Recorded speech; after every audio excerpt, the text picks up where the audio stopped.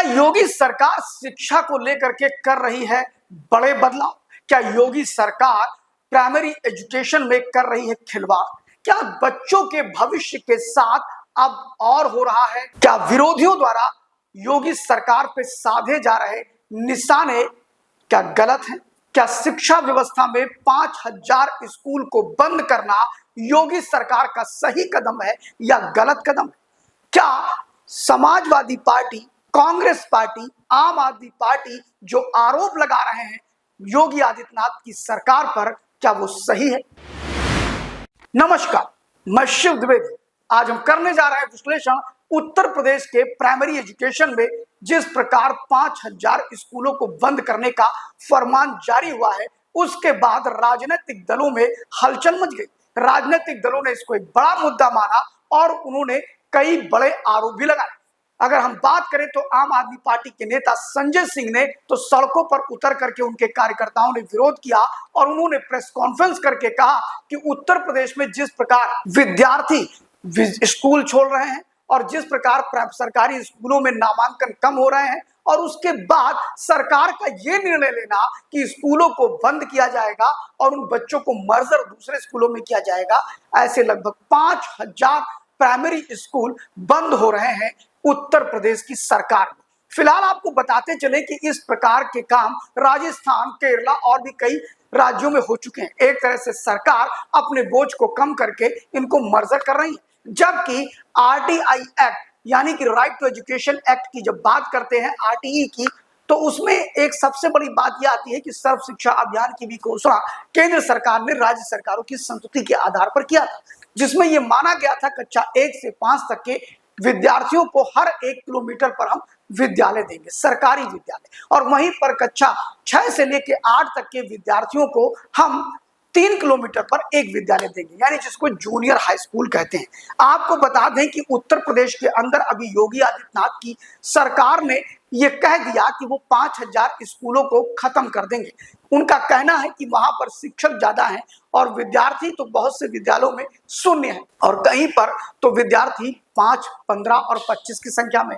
बात यह आती है कि सर्व शिक्षा अभियान के नाम पर जुलाई में बड़े जोर शोर से ढिंढोरे पीटे जाते हैं सरकार की तरफ से, खूब पैसे खर्च कर दिए जाते हैं, स्कूल के शिक्षकों पर दबाव बनाया जाता है कि नामांकन बढ़ाइए, तरह तरह की एक्टिविटीज की जाती हैं। और विजय किरण आनंद, नाम तो जानते ही होंगे आप लोग, विजय किरण आनंद जैसे धुआंधार को बेसिक शिक्षा दे दिया गया था। ये कहा जा रहा था कि साहब ये तो आईएएस ऑफिसर हैं, पूरे शिक्षा व्यवस्था को बदल देंगे। लेकिन विजय किरण आनंद की ये जो स्कीम थी या उनकी कार्य प्रणाली थी, उसी का परिणाम तो नहीं है कि विद्यालय खाली हो गए और 5000 विद्यालयों को बंद करना पड़ा। फिलहाल ये नेताओं, अधिकारियों और शिक्षकों का अपना मामला है, लेकिन इससे सबसे अधिक नुकसान अगर किसी का हो रहा है तो वो उत्तर प्रदेश के नौनिहालों का हो रहा है, उत्तर प्रदेश के उन बच्चों का हो रहा है, और खास तौर फीमेल यानी कि हम लड़कियों की बात करें तो लड़कियों की शिक्षा इससे प्रभावित होती है। वैसे भी माता पिता बहुत दूर अपने बच्चों को पढ़ने के लिए नहीं भेजते, खासतौर बेटियों को, और ऐसे में जब 1 किलोमीटर के दायरे पर उनको विद्यालय नहीं मिलेंगे तो बेटियों की शिक्षा प्रभावित होगी। आपको बता दें कि बेटियों की शिक्षा प्रभावित कैसे होती है। अभी आपने सुना होगा कि विश्वविद्यालयों में एडमिशन के लिए CEUT, अभी आपने सुना होगा कि जो केंद्रीय विद्यालयों में उसके लिए एक कॉम्पिटिटिव एग्जाम कराया जा रहा है। उस कॉम्पिटिटिव एग्जाम में भी 30% जो लड़कियां हैं वो कम हो गई वनस्पत पहले के जो सिचुएशन। अगर हम बात करें तो उत्तर भारत में अगर हम दिल्ली यूनिवर्सिटी की बात करें तो एक समय था पूरे देश के बच्चे वहां पढ़ने आते थे। न्यू एजुकेशन पॉलिसी ने इसको प्रभावित किया और आज पूरे देश के बच्चे नहीं, महज 3-4 राज्यों के लोग ही अब दिल्ली यूनिवर्सिटी में आते हैं, प्रवेश लेते हैं। वहां भी इसकी गिरावट देखने को मिली है। आपको ये भी बता दें कि जो न्यू एजुकेशन पॉलिसी आई है, ये भी उत्तर प्रदेश में इन विद्यालयों के बंद होने का एक बहुत महत्वपूर्ण कारण है। उसका कारण है कि न्यू एजुकेशन पॉलिसी के अंतर्गत 6 साल की आयु के बच्चों का ही कक्षा 1 में प्रवेश होगा। ऐसे में उससे नीचे की आयु के विद्यार्थियों की स्थिति ये होती है कि वो किसी निजी विद्यालय में चले जाते हैं और वहां से फिर उनको निकाल करके सरकारी विद्यालयों में लाना एक टेढ़ी खीर है। फिलहाल अगर देखा जाए तो सब कुछ खराब ही नहीं किया योगी आदित्यनाथ ने। योगी आदित्यनाथ की सरकार जब पहली बार आई तो उसने लगभग 69,000 भर्तियां जो की, उसमें टैलेंटेड शिक्षक तो आए, लेकिन समस्या ये रही कि अब विद्यार्थी नदारद है, विद्यार्थी दिखाई नहीं पड़ रहा है। और इसका एक सबसे बड़ा कारण है कि सरकार बातें बड़ी बड़ी कर रही है, स्ट्रक्चर खड़े कर रही है,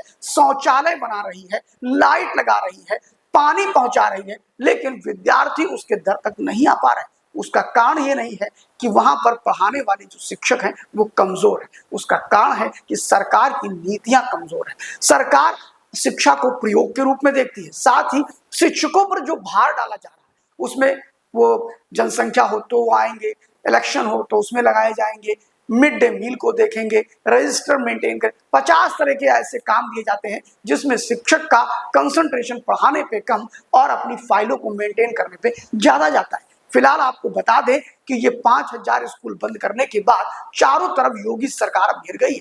सिर्फ आम आदमी पार्टी ही नहीं, कांग्रेस ने भी सड़क पर उतरकर इसका विरोध किया, वहीं पर समाजवादी पार्टी भी इस पर जमकर हमला कर रही है। अब सरकार के मंत्री और सरकार के मुखिया को जवाब देते नहीं बन रहा है। फिलहाल आम जनमानस में इन स्कूलों के बंद होने का एक बड़ा आक्रोश दिखाई पड़ रहा है। देखना यह है कि सरकारी स्कूल हैं बंद हो रहे हैं, उसका क्या परिणाम आता है। फिलहाल ये तो जनता पर डिपेंड करेगा, जब 2027 का चुनाव आएगा उसमें ये देखने को मिलेगा कि क्या विपक्ष के द्वारा 5000 स्कूलों के बंद करने के योगी आदित्यनाथ के निर्णय का जनता ने भी इसको बहुत गंभीरता से लिया या नहीं लिया, ये तो समय बताएगा। फिलहाल देखते रहिए आप लाइव यूपी न्यूज़ 24 और कमेंट्स बॉक्स में जाकर जरूर बताइए कि सरकार का यह निर्णय सही है या गलत।